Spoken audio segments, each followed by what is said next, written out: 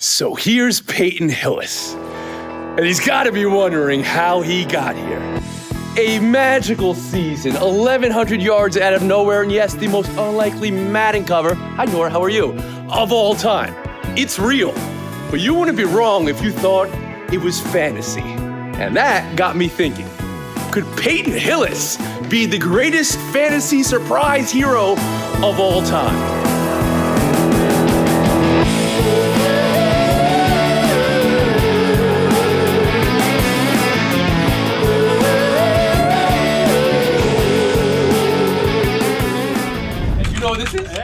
Okay, I mean this is the PS3 version. You know this version? Oh yeah. Okay, Peyton Hillis on the cover of Madden. This is one of my favorite little moments in sports history and sports gaming history.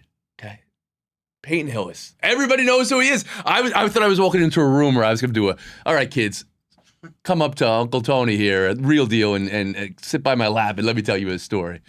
Peyton Hillis is one of my favorite sports stories of my time hosting on ESPN because he came out of nowhere. He went right back to nowhere pretty soon. There is an incredible sidebar to this story. I'll tell that because I want to do it honor and service in a second. But welcome back to Real Deal. Here we are taking irresistible sports moments. One irresistible sport moment at a time. I don't know. I really need to come up with a better slogan there. Here we are, and I want to talk about Peyton Hillis on the cover of Madden 12. Now, the cover of Madden, huge honor. For a long time, it was John Madden. And then the names were what you expected. Tom Brady was on the cover. Michael Vick was on the cover. And then they did a fan vote. And in 2010... coming off the 2010 season, the fan vote went a little something like this. They did a bracket, which I love. They love that they did a bracket. Life is so much better with brackets. I was just watching a movie from 1,000,000 years ago. It was a Western. It's called The Quick and the Dead, I think. Do we know this, The Quick and the Dead? And it's just a gunslinger movie. But in the middle of the movie, they have a bracket where they're to the NCAA tournament for gunslingers. You had me there. Oh, that's the good stuff. Okay, so they have a bracket. And the 10 seed in the bracket is Peyton Hillis. He has no business knocking off all the... Drew Brees was on the cover of the year before, so they can't do Brees back-to-back years. But you know who the players are. It's Brady. There's a Peyton. It's Peyton Manning. But no. The 10th seed wins the bracket. Peyton Hillis wins the bracket and becomes the cover of Madden. Now, this is a fan vote. And when he won it, he said, this is ours. You know, like he won a championship, which is amazing. And I think he won it for a couple of reasons. We have to acknowledge he was a unicorn.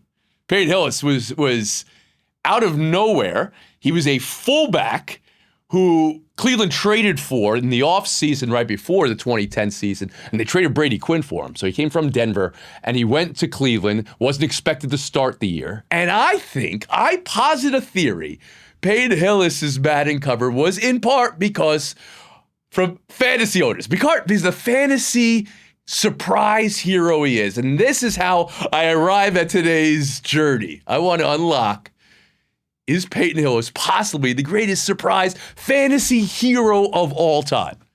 One hit wonder out of nowhere, but one of those guys, and I believe, and I'm going to ask our guest today, the great Mike Wright of Fantasy Footballers, why we love certain players. Not even the great ones. I mean, it's great to draft Christian McCaffrey. That's an example from now.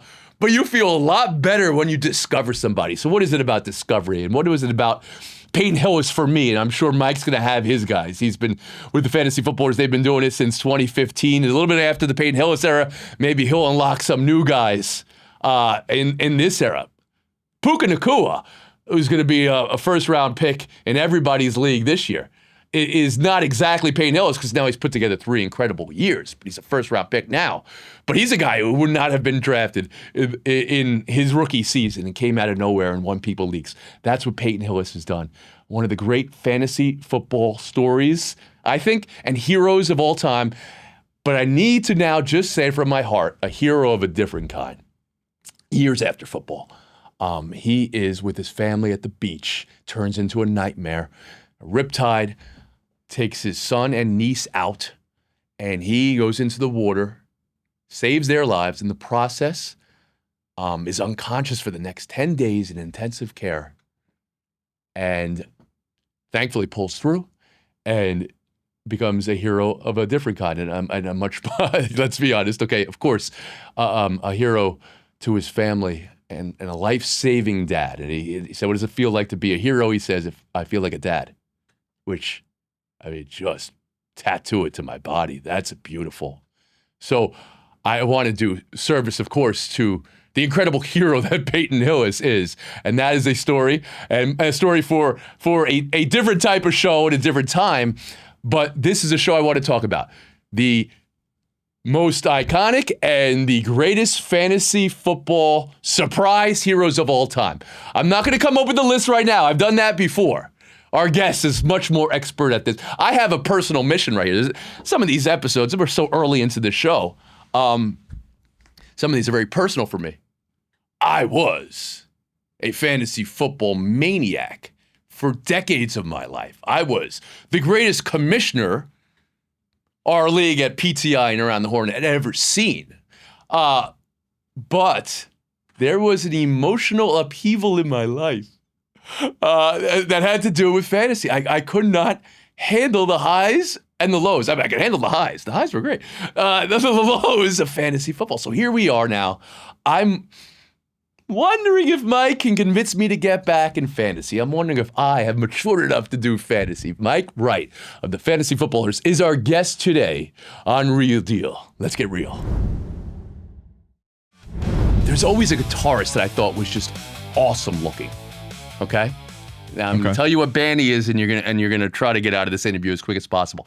So he's in Limp Bizkit. Wes Borland. That's who you give me. What Wes? Do you know Wes Borland?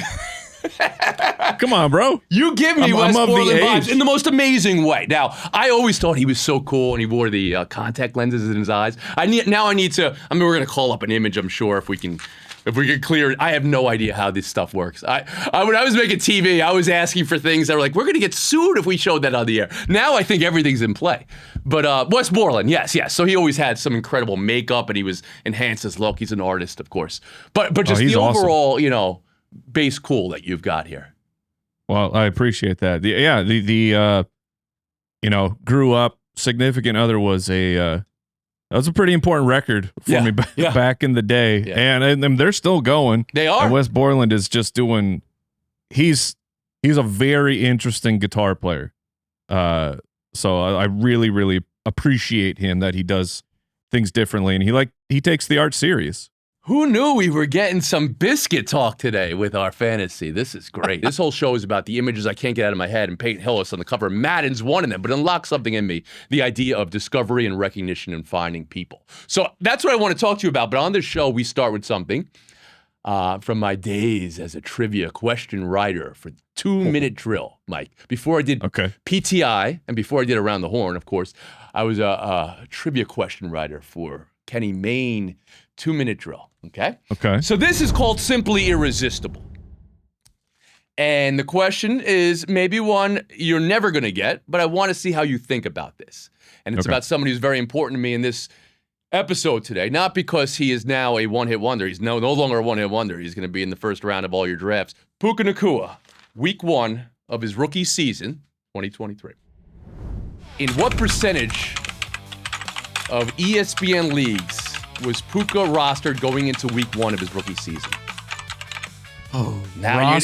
Rostered going into week 1. Started, I would guess, under 1%. Rostered, he had a push. I know he got drafted in our main league very, very late because he was one of those like training camp. We call it the drum beat. Yeah. In the fantasy space of like the drum beat just gets louder and louder over the process of the summer, and you got to listen to that. Yeah. And Puka had that, so we were talking about him in no way, shape, or form of what Puka Nacua became. Yeah. But week 1 on rosters, I will go 5%. That might be generous. You are good. You are a hitman, man. 7% rostered. 7. I'll all right. give you that. And I mean, you even hit the number starting. You want to try that? You were right there. If you give me the decimal number here, we might have to shut it down. Let's go home. Let's see. Let's go. We'll go 1.2. Ooh, 0.9%. 0.9% starting, which is interesting. And after week one, you want to continue this? After week one, sure. That he had a 100-yard game, 10 catches. His first 2 games were just incredible. So, if I recall correctly, week 2 was, I think, against the San Francisco 49ers. Mm-hmm. And that was because it was a huge talking point of the waiver wire. Yeah. Of like, yeah, okay, that was a fun week 1, but now you're going to go play the 49ers, who that year, like, they had a stout defense, or what we projected to be. Mm-hmm. And it was a scary proposition. Taking a 5th round guy seemingly out of nowhere, put him right in your lineup. I think people were probably a little slow to adopt. I'm going to go start percentage in week 2. Let's put that at 21%. See, you can't resist this question. You cannot simply resist this question. No, it's great. The gears in your brain. Just give me a number. Mm-hmm. I'll go 19%. I'm keeping a year-long stats here. I mean, this is just the add-on question. So you're already at top of the board. You have defeated Rowdy Gaines, the Olympic swimmer and analyst already, and Nick Miller, an episode we've done, and Scott Player, a football player of regard. You are really at the top of the board. It was up to 57%. Oh, the thing is, he was on the injury report that Thursday of that week, but Cooper Kupp's injury in the preseason and his delay to start that year is why you could have flagged him and why he was at 5%. But for me, I'm all about these guys. This found goal that you have, it means a lot more to me, as you were saying, to do it. So that's what I want to talk. So that is Simply Irresistible. You are a clubhouse leader. This is why he's the hit man. All right, I write this stuff down. I don't know where I'm going to put it. Then I find it in a bag somewhere. I have a bowling bag here. This is not a bowling bag. This is a motorcycle helmet bag. I shopped for a cool guy. Yeah, well, no, the midlife crisis wasn't getting a motorcycle. It was getting a motorcycle helmet bag. That's what the midlife crisis was. I think I'm repeating stories here, but so you can just look like it. What was that? You get all the credit, but like none of the danger. Exactly, right? My wife would never let me ride a bike, and I'm happy to say that out loud. Okay, all right, there we go. Simply Irresistible. Thank you very much. Time for the big deal here. All right, talk to me a little bit more about Puka Nacua. Okay, I'm going to be a first round pick this year, but I really want to unlock what it is to recognize that when somebody gets to the next level. I'm not even speaking in fantasy. I'm talking about next level of love between a fantasy owner. How do you fall in love with a fantasy player? Yeah. So I'll take it from me. It's like you said, the being early, and like those are and especially when you get, on a show where you are giving fantasy takes, it's a dicey proposition. Yeah. People love you when you get it right. People get very upset when you get things wrong. Shocker. But like when you're an early adopter, like you're in early. I don't claim to be in early on Puka, but several guys, a player very, very attached to like me and just my personal brand was Antonio Gibson. When he was drafted by Washington in the 3rd round, and you had Adrian Peterson there as a roster clog. And I was we're doing mock drafts. Look, we're a year-long fantasy football show, so we're degenerates and disgusting human beings who are doing mock drafts in April and May and everything. But so like from June on, I was just with my last pick, almost every mock draft on the show. I was like, I'm taking Antonio Gibson, guys. Like I like what I'm hearing out of Washington. I like what Ron Rivera is saying. I know Peterson's there, and then the day, a very very specific memory. Wake up, get the news alert. Adrian Peterson has been released. And it's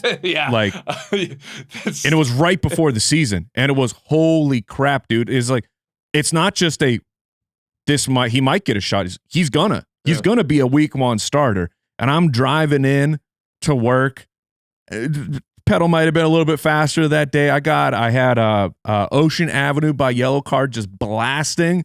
I'm playing drums on the steering wheel. I was living large, and we had a record that day. So I came in just guns firing. I was so pumped. See, yeah, this is what I want to channel into here. Okay, you hit me with three things that I want to get back to you first. But the mental upkeep of being who you are, the fantasy hitman, and someone who's good at this, but then also has to. You're wanting it for your own team, but now you're also advising others. But the mental up and down of a season, how do you deal with that? Like Sunday is wild. So we're 5 shows a week in like August through the end of the NFL season, and so it's a marathon of content. Mm-hmm. And Sunday is simultaneously like the best and also the worst. I know this feeling. Stress. I know this feeling. Yeah. Where because we have the weight of our own teams, and like we're part of the success of the show is the three guys. So me, Jason, and Andy. Yeah. We all worked together before doing the podcast. Jason used to be my boss, and Andy used to be my, like, I guess you can call it like a manager. That was not how the structure was, but he was a higher up for sure. And I ended up working for this company. We were making Facebook and mobile video games. And I come in as an audio guy. So I'm doing all the sound effects. I'm doing all the music because that's my background. I'm fresh out of college. I got a degree in game design. I end up meeting Jason and getting hired and going working for him. And there are guys, there's a lot of people of the office who are in a fantasy league. Yeah.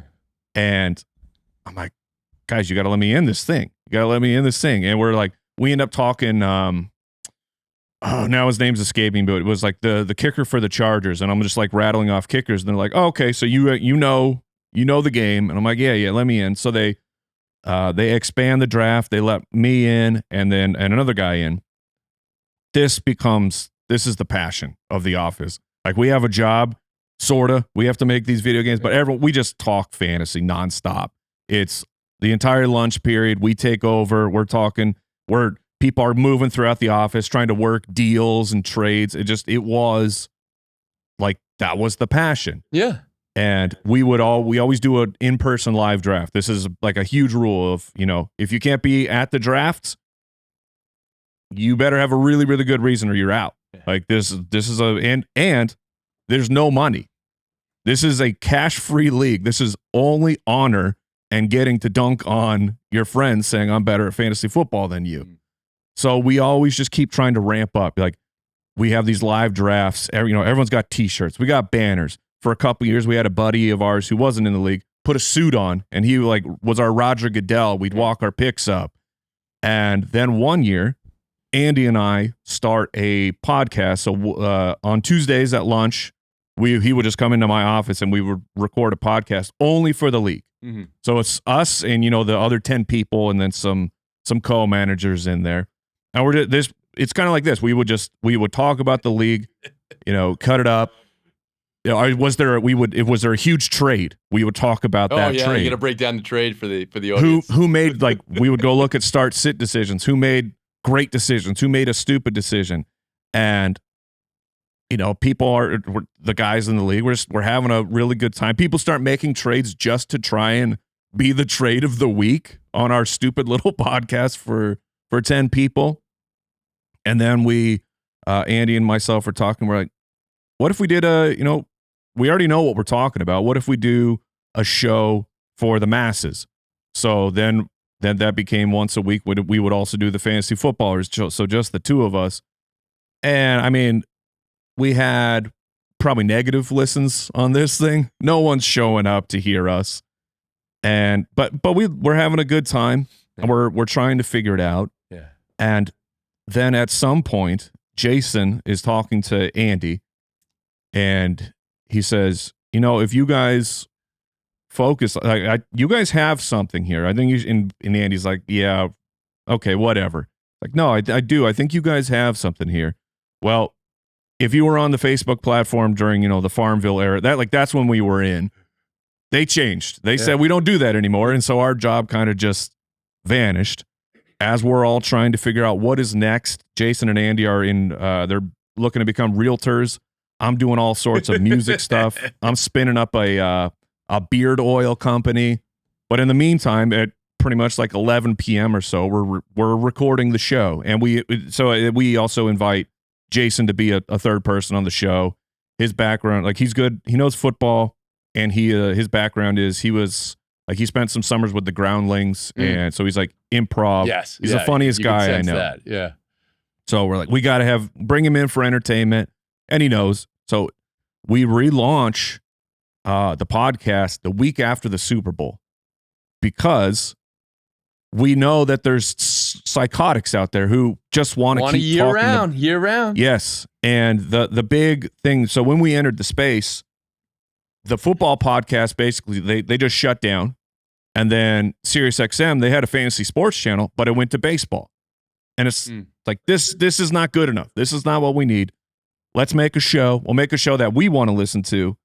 And we kind of went from there. And then that first off season, we had right place, right time. Just had a huge uptick in listenership. And that was, 12, 13 years ago. And it's been our full-time job since then. It's a great story. The story of doing a fantasy football podcast just for your league, just for the people in your office. And now it's become this kingdom is incredible. I love reading about that and hearing you tell the story.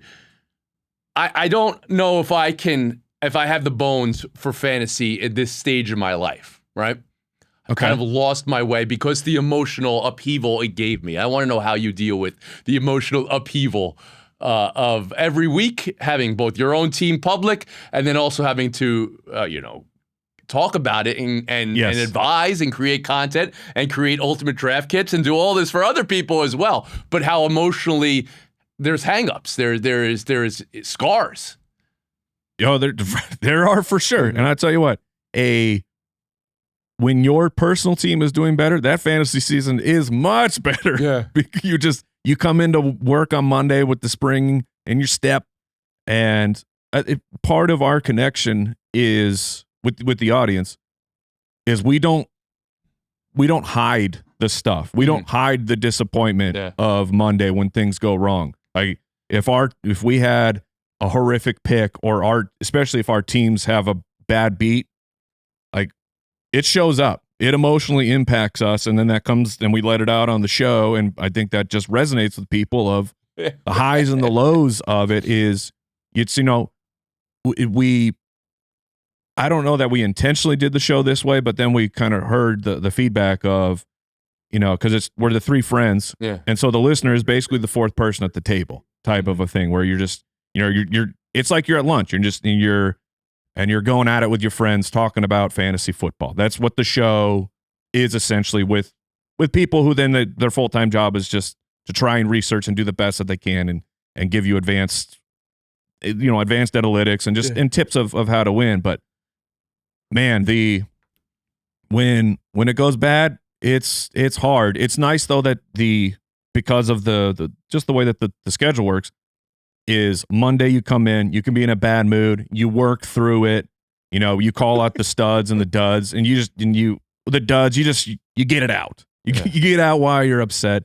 And then Tuesday you're right back into it. So you don't really have time to sit around and feel sorry for yourself because Tuesday is waiver day, and waiver day, if you play fantasy sports, like that's the big day. You got to get the waivers right. But you don't really have time to sit and feel bad or sit around and feel so great about how your picks win on Sunday because now you got to make new picks. Man, you have thick skin to survive in this game, though. You really have to. All right, I'm here solely because I've a big question I want to ask you, but I'm here solely to hear the I saw him first guys. I want to know your personal list of I saw him first guys because I'm trying to develop and get this theory in play here that we care more about the guys who we weren't expecting to be good, but we had them first more than anything else. Sure. So I mentioned Antonio Gibson. That was a humongous one of 2 years in a row as a top 12 running back, as we would refer to him in fantasy. So an RB1, and an RB1 out of nowhere, that's the strongest That's the dream. currency. That's the dream. And I mean, speaking of that, so our show, we started in 2014 and trying to remember the timeline, but a huge hit for just the show in general was the aforementioned David Johnson. We were we didn't know who he was until the combine, because so our full-time gig is the NFL, and we don't get to start learning about the college prospects until the NFL season has ended. We don't have time. Mm-hmm. The people who can do both NFL and college, I don't know where you find the hours in the day, but my hat's off to you. So we start learning about these guys, and you're like, who is this gigantic Northern running Iowa, back? Right?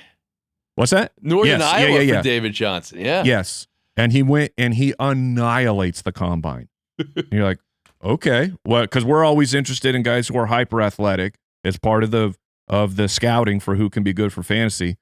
And you're like, oh, he's a converted wide receiver, so he's got good hands already. Because pass catches at the running back position, that's a whole new level of fantasy success. Then he gets drafted by our Arizona Cardinals, and we're just losing our minds. And as we're reviewing it, I don't even know how it happened. It just comes out because Andy's introducing it. He's like, we draft, and I bust out. I'm like, ooh, David Johnson, and because I was just so excited. So love roller coaster melody just hit, and then that just became like a theme of the season. All right, so your guys, Antonio Gibson, David Johnson. Who else you got? Remember Jordan Reed? Of course. Washington tight end. His career unfortunately was concussions. Yes, and that's what stopped him from being a hero for that 2015 season.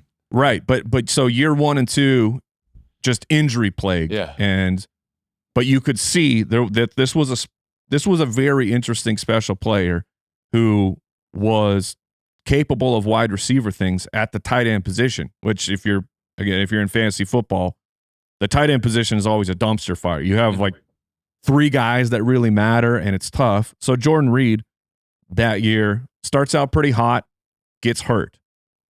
And so, of course, his first 2 seasons were just injury plagued, right? So it's, Jordan Reed's hurt again. And I'm on the show, and I'm pleading with people, don't drop him. Just hold on.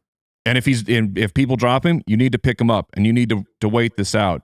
To the point of we end up creating, we called it Rule 86 because he was number 86, which the rule was just it's very simple. Is Jordan Reed healthy? Yeah. Play him for fantasy football. Yeah. And it just became this reoccurring theme. And then, brother, I got weeks 14, 15, and 16 fantasy playoffs for Jordan Reed 2015. The tight end won 3 weeks in a row, over 20 fantasy points. 120 yards and a score, 84-2, 129-2. And it was just to have a player that you had been touting the whole year, and then he goes out and does that. Not only for us, where I had Jordan Reed everywhere because when I give my advice on the show, I'm doing it. Well, that's an interesting thing for me. The loyalty you have to Jordan Reed, and now he's an example. It goes the other way. You owned them the next year. You owned them the year after that. You kept on asking for the same delivery, and you weren't getting it from what I'm trying to be put you in a chair here, the therapist chair. But what are you doing with that feeling you have for Jordan Reed? Is he letting you down? Yes.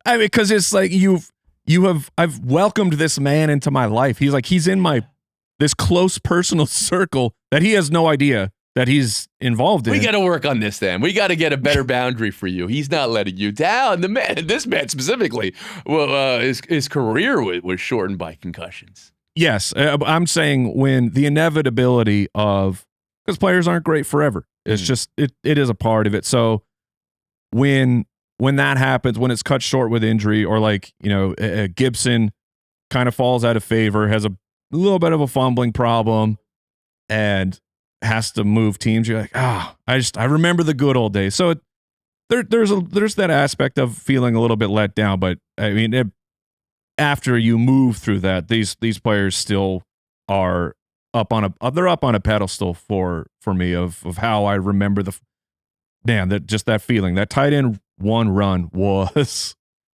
truly special. All right, so you got Gibson, you got Johnson, you got Reed. These are your guys. These are the guys that you felt you were first on beyond anybody else at the podcast, at the office, and then you get to share this with other people, and they follow your advice, and then what you've got is people who will follow you anywhere you go. Now tell me the flip side, though. Take me to where with the misses. who were you first to really drop the ball on? My most legendary miss. The most legendary miss was Devonta Freeman. Atlanta Falcons. Okay, I mean, you had 2 years of heavy-duty carries. You had to see this one coming, you know? No. It was, he had the breakout week 1. Yeah. And I completely wrote it off because people are like, well, because he's the hot waiver pickup. And I'm like, I'm not interested. I'm moving on. I think Tevin Coleman was drafted because I was hot and bothered for Tevin Coleman. And then, so I'm just like, nope, I'm not interested in Freeman. He ends up being the running back 1 on the year. Yeah. And it's like, well, hope you didn't listen to me on that one. Yeah. And you just go about your day. You're like, okay, fine, I got that one wrong, and everybody's happy. You feel bad. People ask that a lot of, like, Sunday, what do you prefer? Like, what's the order of what you want to go right? Like, you got the Cardinals, you got your picks, and you have your own personal fantasy team. And for me, I want my advice. That's if I can pick anything you want to get right, the job part right first before the personal fandom. Yes. And yes, I do. And before your own fantasy team. Yeah. I don't want. That sounds like a well-reasoned, focus in life. I think you've got that right. I mean, I spend hours and hours and hours talking throughout the week of leading people into a certain direction. So it does. When it goes wrong, we really, really feel bad about it. How much of your reputation do you think is built on being right, and how much you think is on being early? So it's difficult rankings are a huge thing in fantasy football. Everyone's got their rankings out, but there's just and when it's on a web page and it's numbers 1 through whatever 24, there's no nuance to that.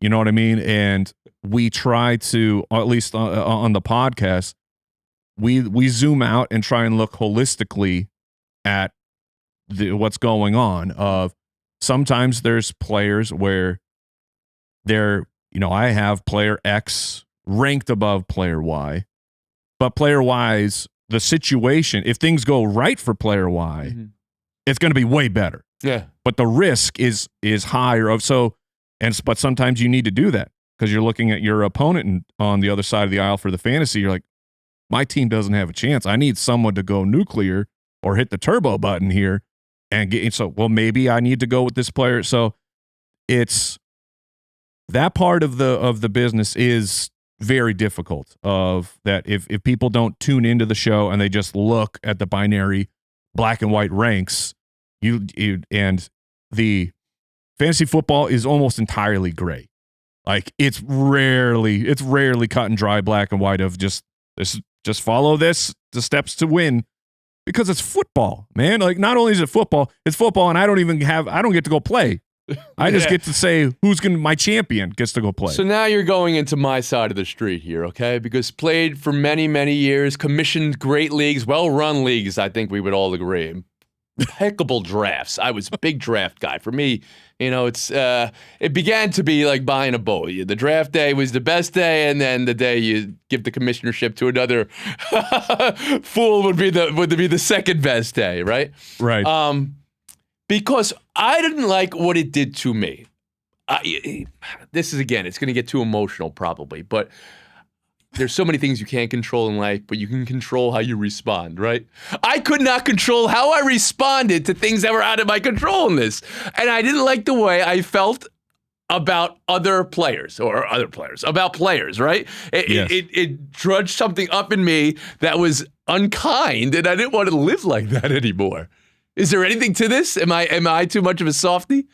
No. You are 100% correct. The most often answer we hear for people like they leave fantasy, it is because of it's a very consuming emotionally. Like time-wise, fantasy football, you can be here or there, but emotionally it's really difficult to not be 100% all in your week. I mean, it's not unlike the fandom of a team where, when the Cardinals have a terrible Sunday. For me, the lows are lower than the highs are high, right? Yeah. When I got something right, I felt like, of course I should get it right. I have a international television show. I mean, blah, blah, blah. Not that means anything, but I mean, I've been in locker rooms. I've covered teams. I've watched every game. I'm not watching all 22s, but I'm watching enough, right? I should get this right. When I get it wrong, it's just like the whole world falls on top of me, So when I get it right, it's like, it was okay. And when I get it wrong, it's too big of emotion. I could not balance out the seesaw. I was just a wreck. This is going on 15, 20 years of my life, and I had to put it away. And I'm not ashamed to admit that, but I had to put it away. What do you say to someone like me to get them back into it? What's your who's your NFL team? Do you have an NFL team? Not anymore. No, it was too many years of ESPN. I couldn't do Wilbon where he was watching the Bears and still wearing the jersey on TV. That because it's like that. It's pretty similar, where a lot of people are like, okay, my NFL team loses, my week is heavily impacted by it. It's like that now. Fantasy football can be more personal because like my team picks the guys, and then we get to discuss that. The fantasy football team, I get to pick the guys. Oh no, draft day is great. Draft day. I could live in draft Christmas. Day every day. If draft day was the entire season, I would do an entire season just of drafts. I would make weekly and just draft every week. That'd be great for me. Did you ever get down with? Did you ever play best ball, or were you already out of fantasy by then? I was already out by then, but that's what appeals to me. That's what I should be doing. So draft day is everything. But then I got to get a league where I have the ability to have unlimited characters in my team name. Because I would run into this, you only get 14 characters for a team name to put it into the Yahoo League. What was that about? I mean, I need to be expansive in my adjectives. I need to keep on going here. You can't. That was a no-go for me, too. So that was the only person turned away by fan. What was your best fantasy team name? See, I was going to ask, are you a player pun? Oh, always a player pun. Always a player pun. Dexter Flux and main flux capacitor and all these things. Yeah, absolutely. I would draft players late in rounds for my team name, and then my team name would be dedicated to a guy I cut in week 2, and then you got to play catch up the whole season. That's an issue. So this is the cross that I bear. But draft day, the greatest day of the year. Is there any way we can get draft day every day? Yeah, we made a shirt that says "Draft Day is my Christmas" because there you go. Draft day is my Super draft Bowl. day draft day is my Olympics. Draft day is my Christmas. It is. Draft day is the best because you leave that. And everything has gone right. Your team's already going 13-0. You're there. Yes, you're already do. there in your own head. You're ordering all your championship hardware because you're like, I crushed that draft. Everything has gone right. We'd like to say everyone is undefeated in August. Give me more war stories. What's your worst beat even? Monday Night Magic. Lamar Jackson's my quarterback. It's opening weekend. I have this huge deficit. Lamar Jackson does Lamar Jackson. It's the game against, was it the game against the Raiders? Derek Carr Raiders, if I'm remembering right. And the game, I end up, at the end of regulation, I'm up by like 1.8 or something. The miracle has happened. The only thing that can stop the miracle is if the game goes into overtime. The game goes into overtime. The only thing that can't happen right now is Lamar Jackson turns the ball over in overtime. Yeah, I know where. I remember this game now. Now I got Fumbles. it. Yeah. Fumbles. Yeah. So I end up losing, and it just that set the course for the worst fantasy football season in my career, in my life. Did you ever draft Lamar Jackson again? Oh yeah. Oh no, I went right back. Let's get the brass tacks here. I started with the question. Could Peyton Hillis be the greatest fantasy football surprise hero of all time? Now, this is, of course, a subjective list. It's guys who have done it for you. He did it for me. But who are your guys? Give me a top. Can we go through a list? Let's do this together. Guys who went above and beyond in their one season and made fantasy football owners love them for life. So, I will say that there's two different lists because there's the guys like Peyton Hillis where they did it like the whole year. Yeah. And then there's the guys who showed up in the second half. Yeah, okay. Because like if we're talking second half, I'm writing these down. We gotta give the shout out second half. It's funny, we're back in 2015. Tim Hightower, running back who he was an Arizona Cardinal, and then he was just kind of an average replacement level running back for about 3 years. He's out of the league for it's 3 or 4 years, just gone. And then halfway through the year, he gets signed by the New Orleans Saints. Yeah, and starts getting some action. And then, oh crap, who was it? Was it Ingram? Can't remember at the time, but or it might have been Pierce Strong, something like that. But anyways, their starter goes down. And everyone's trying to figure out who's next man up. And thankfully, it was especially that's what the shout out to Jason. Jason was like, no, I'm hearing what I'm seeing from beat reporters, everything, it's gonna be Hightower. And out of the league for 5 years, comes back for the last 2 months of the season, which is the playoff run for your fantasy owners. You had confidence in a guy. I can't believe this always goes back to the Cardinals for you. Of all the teams you could be fans of, I mean, literally, there's 4 Cardinals I would want in the entire franchise history in fantasy. Dude, brother, you're telling me I was born into this. I was born into this prison. Yeah. And Hightower, So, but Hightower comes in and weeks 14, 15, 16 is the running back, 8, 25, and then 1. Championship weekend. Tim Hightower out of the league for multiple years is the number one running back. All right, so let's go snake here. You're gonna submit Tim Hightower for our. This won't be ranked at the moment. Maybe we'll come up with a ranking at the end. So we have Tim Hightower in here. We're gonna go. I'm gonna make my pick here. Similarly, out of nowhere, Gary Barnage. 2015. Oh, we call it maximum Barnage. Is a year. I don't know how we keep getting back here. This is when you guys started doing fantasy footballers, right? Gary Barnage, the 1,000-yard year where he was a top 5 tight end out of nowhere. And again, 1,000 yards, 9 touchdowns. Gary Barnage, my man, you did us all a service here. Thank you for your service. All right, who do you got?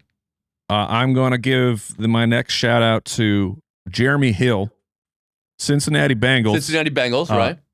He was a second-round pick. They already had Gio. They had Giovanni Bernard at the time, and I was drawn to the Jeremy Hill. So he's another one of my guys where, he's in my heart. One of my guys. I was drawn to him. I pined for him. I yearned for Jeremy Hill, and he got you what that year? Remind me. This is again championship. This is a backlash 4 games again. Man, these guys.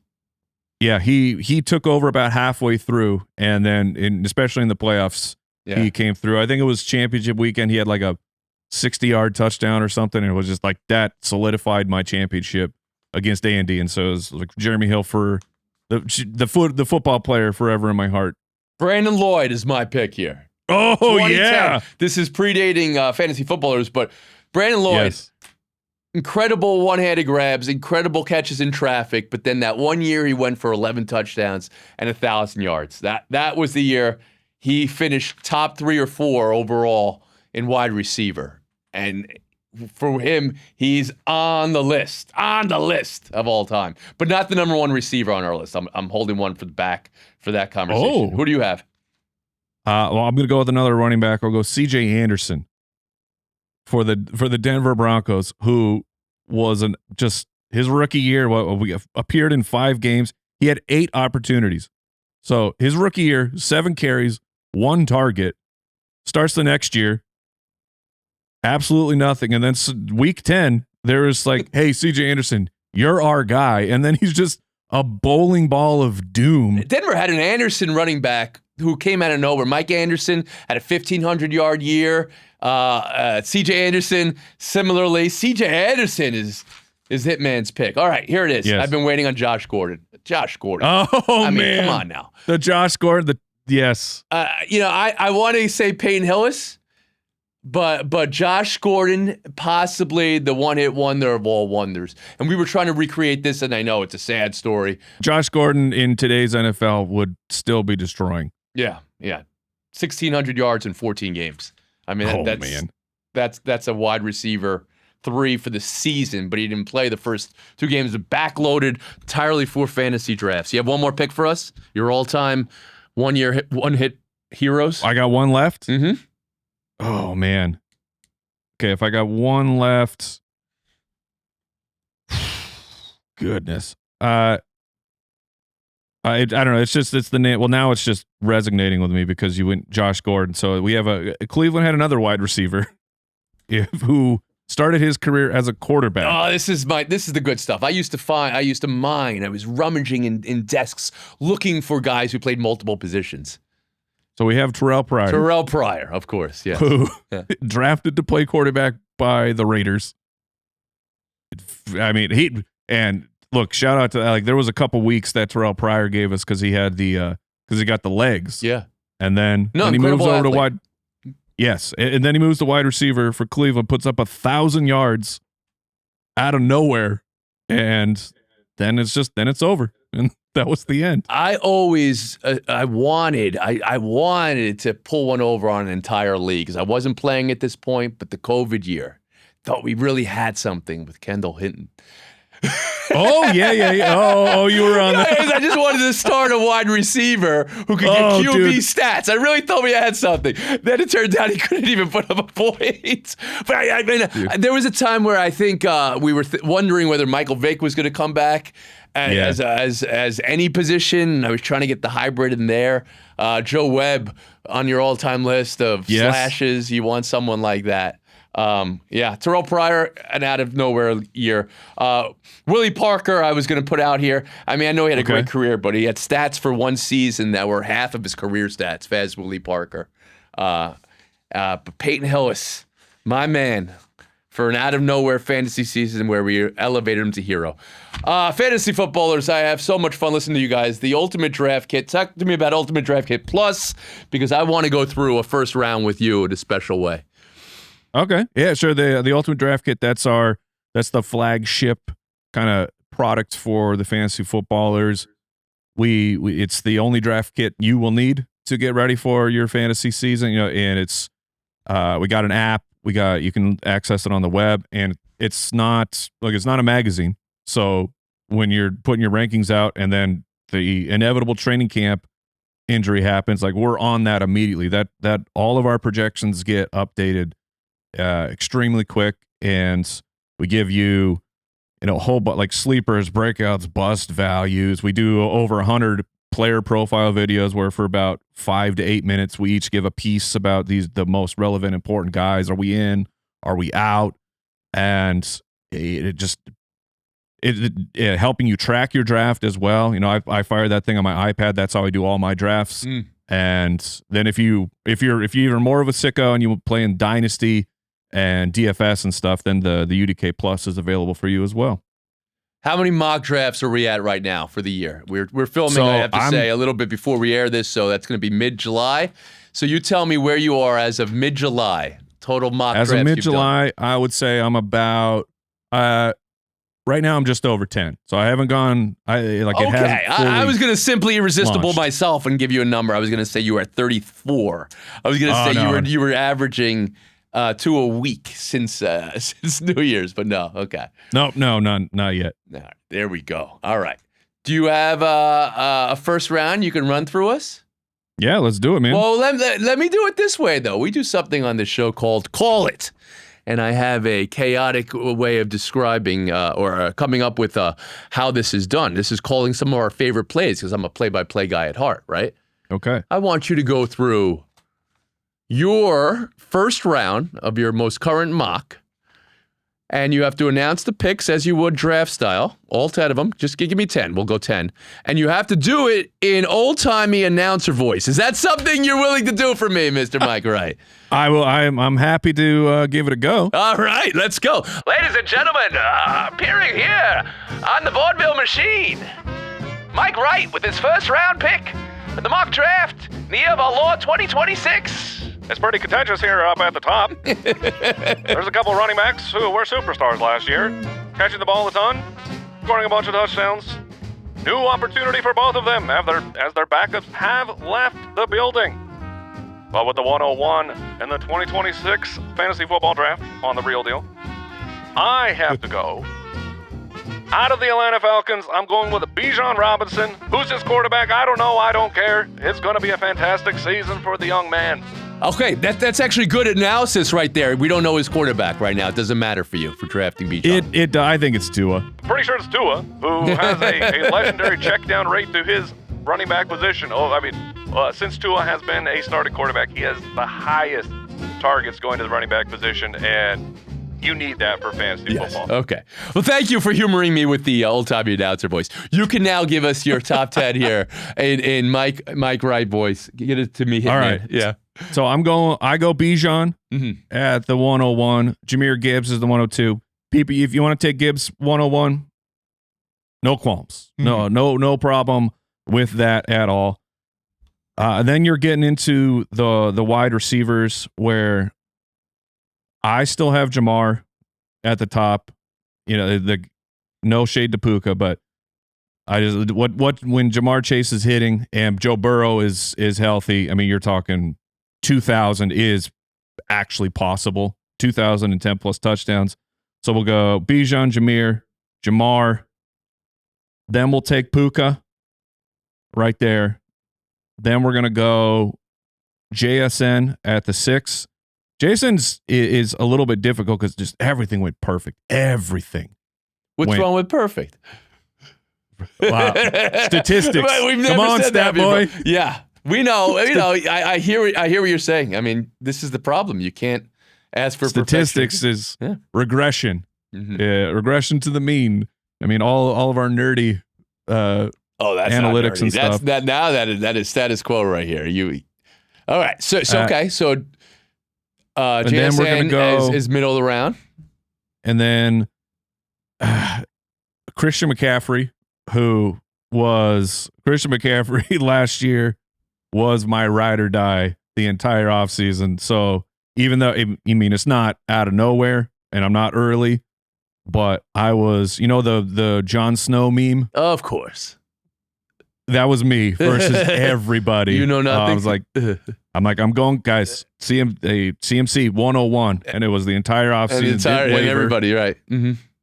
So we'll go Christian McCaffrey right after that. Then we're going to go, oh, man. Between James Cook and Johnny Taylor, that's a tough call. But we'll go Cook, Taylor, and then we'll go Achane. After that, oh man, I'm disrespecting Amon-Ra, aren't I? There we go, though. I mean, that's I asked for 10. I think we got there. So now, all right, yeah, we'll go Amon-Ra there. So that's mock draft number 11. Amon St. Brown's. Okay, well, thank you. I just wanted to chop it up and just put my soul out there. I don't know if I could handle the emotional upheaval of another fantasy season. That's where I am in my life. Make one last pitch to me. Make one last pitch. See if you can convince me. So the last pitch is just it can if you can find a way to make yourself a little more even keeled, it makes football so much better. Those Thursday night stinkers.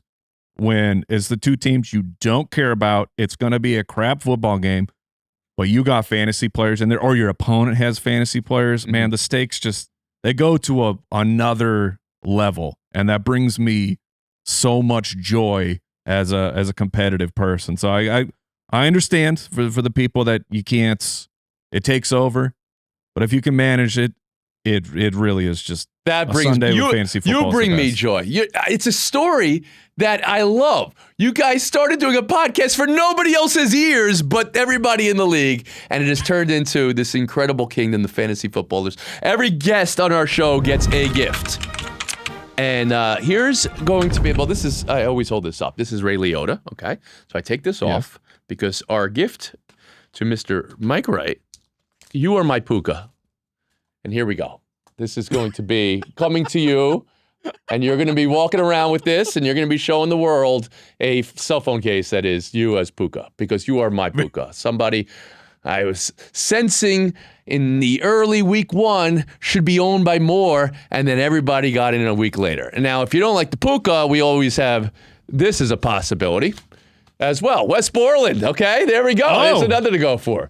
I'll take that one, yeah, too. You want that one, too. You're going to have to explain that to people. Is that what's going on your phone? But that's fine. Thank you very much, Mike. I've been looking my whole life for Mr. Wright, and he was here all along. Mike had me thinking of fun guys and fun fantasy moments, but still, the one thing I can't get out of my head, nobody's Peyton Hillis. No one has experienced the fantasy-fueled ascension like that guy. There are great singular seasons and fantasy weeks, but Jonas Gray ain't getting a Madden cover, right? I mean, this is it. So, to me, Peyton Hillis, still the greatest fantasy football surprise hero of all time. And a surprise, Mike, you got me back into fantasy. Not just kidding. All right, we'll see you guys next week on The Real Deal.